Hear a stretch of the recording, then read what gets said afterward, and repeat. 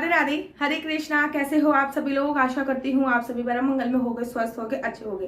कार्तिक का पावन पवित्र महीना चल रहा है और कार्तिक के पावन पवित्र महीने में आप लोग स्नान कर रहे होगे, दीपदान कर रहे होगे, तुलसी पूजा, तुलसी परिक्रमा कर रहे होगे, बहुत सारी चीज कर रहे होगे।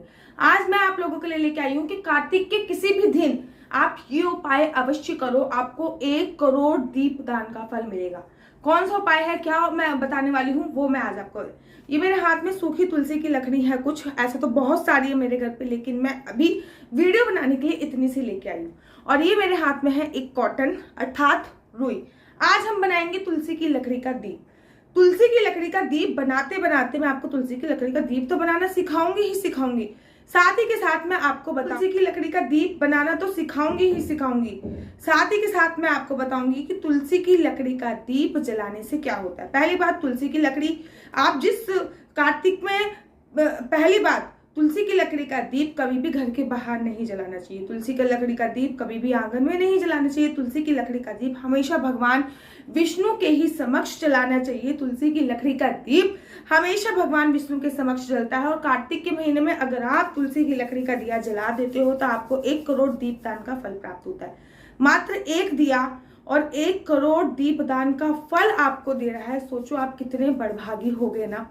तो ये है तुलसी की लकड़ी, इस पे मैंने रुई लपेट दी है, आपको दिखाऊं, ये रही लकड़ी, और इस पे मैंने रुई को खोल के अच्छे से लपेट दिया है और ये मेरे पास बन गया है तुलसी की लकड़ी का दिया।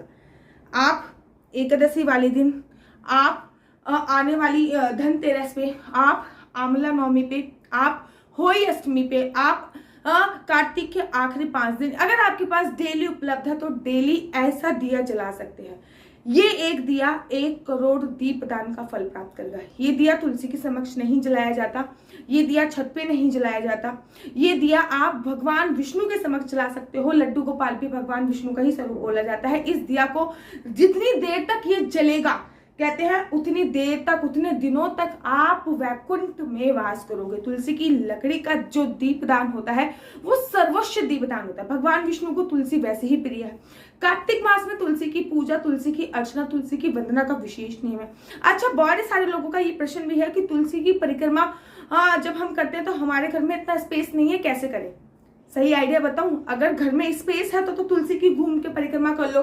किसी ने बोला दीदी एंटी क्लॉक भी परिक्रमा होती है। भैया, परिक्रमा हमेशा क्लॉक होती है, एंटी क्लॉक परिक्रमा नहीं होती। किसी के बहकावे में मत आओ। आपके गुरु ने जो भी मंत्र दिया है आप उस मंत्र का जाप करते करते तुलसी की परिक्रमा कर लो। अगर आपके घर पे जगह नहीं है तो एक जगह पे ही खड़े होके आप तुलसी की ऐसे घूम के परिक्रमा कर सकते हो। एक जगह पे खड़े होके ओम नमो भगवते वासुदेवाय, ओम नमो भगवते वासुदेवाय, ओम नमो भगवते वासुदेवाय, ओम नमो भगवते वासुदेवाय। तो आप तुलसी की ऐसी परिक्रमा भी कर सकते हो और ये भी परिक्रमा में माना जाता है।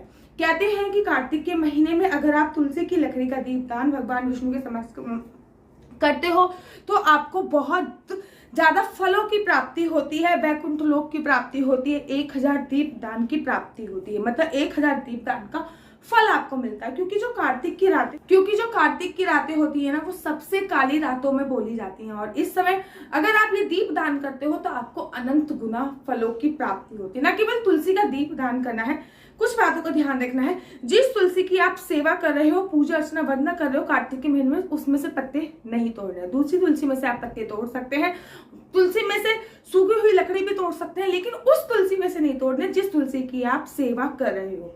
साथ ही के साथ आपको इस बात का भी ध्यान रखना होता है कि तुलसी माता की पूजा अर्चना वंदना नित्य करें। कार्तिक के महीने में उनकी जड़ की मिट्टी अपने मस्तक पर अवश्य और अवश्य लगाए। जो ये जड़ की मिट्टी होती है ना, ये मामूली मिट्टी नहीं है, इसको श्री हरि का चंदन बोला गया है। और महाराज, इस चंदन को लगाने से आपके मस्तक की सारी नकारात्मक जो ऊर्जा लकीरें हैं वो सकारात्मकता में बदल जाएंगी। अर्थात दुर्भाग्य की लकीर सौभाग्य में बदल जाएगी और सौभाग्य की लकीर परम सौभाग्य में बदल जाएगी। तो आशा करती हूँ कि आप भी जैसे आपको मौका मिलेगा आप तुलसी की लकड़ी का दीपदान अवश्य करेंगे। ये दीपदान अगर आप मंदिर में करके जाते हैं तो अनंत ही गुना फलों की प्राप्ति होती है। आशा करती हूँ आपको मेरी वीडियो अच्छी लगती होगी। अगर आपको मेरी वीडियो अच्छी लगती है तो आप अपना यूट्यूब चैनल हरि बोल को लाइक शेयर सब्सक्राइब करना बिल्कुल भी मत भूलिए। तब तक के लिए मुझे दीजिए इजाजत। राधे राधे, हरे कृष्णा, हरि बोल।